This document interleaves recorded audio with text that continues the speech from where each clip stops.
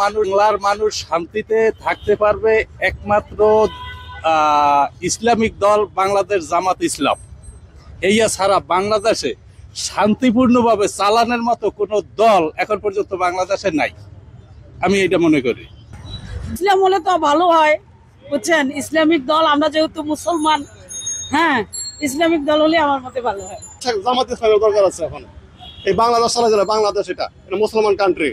চাই ইসলামী দল আসুক।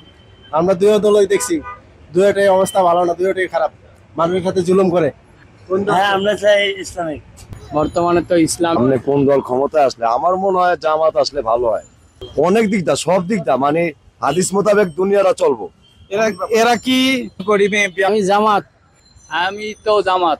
আমার মনে হয় জামাত আসলে বাংলাদেশে শান্তি বিরাজ করবে, এছাড়া অন্য কোনো দল আসলে মানে বিএনপি, হ্যাঁ বিএনপি ওই একই পথে হাঁটবে আমার মনে হয়।